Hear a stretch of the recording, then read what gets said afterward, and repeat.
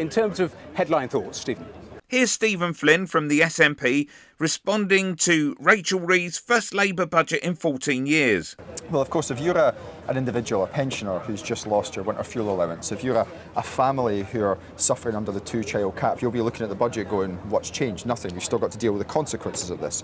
If you're a small or medium-sized business, you'll be going, what have we done wrong? Why do we deserve this massive increase in taxation, which is going to impact our ability to grow? If you're a homeowner, you'll be looking at this going, why are my mortgage rates going to be going up as a result of what the Chancellor's announced? And if you're someone who looks at the wider economy, you'll be saying, why is the economy going to be flatlining when the Chancellor promised a transformative growth budget? It's massively underwhelming.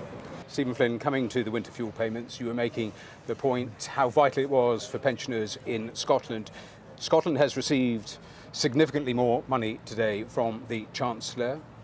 You have the power to spend it in the way you want, so will you reintroduce those payments to those vulnerable pensioners you've been talking about? Well, of course, what we're talking about here is two slightly different things. From what the Chancellor said today, we still need to look at the detail of it because it's only just happened. There is going to be significantly more money as it happens coming to Scotland, but that money is going to be for the likes of the NHS and for education, the things we have responsibility for. It doesn't have to be though, does it? When we're looking at the winter fuel allowance, it doesn't have to be though, does it? When we're looking at the winter fuel allowance, the UK government reduced Scotland's budget by £160 million, which would have paid for that benefit to be delivered. The point I'm making to you but is that money is not being you have provided. said it is so vital, you have extra money, you have the capacity to spend it any way you want to, you could reinstate it if you wanted to. I'm afraid the argument that you're actually making there is that the money we're receiving for our NHS we should divert into the winter fuel allowance to mitigate against the Labour Party. That's not the purpose of the Scottish Parliament. The purpose of the Scottish Parliament is to deal with devolved competencies based upon the money that we have in the best interest of the people of Scotland. If the Labour Party, and I didn't hear Rachel Reeves say this,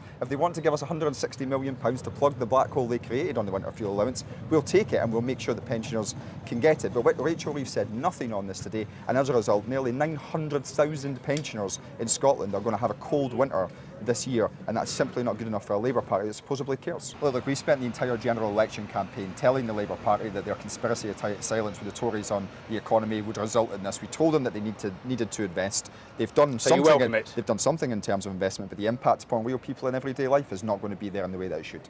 Click here for Farage and Suella care about farmers now.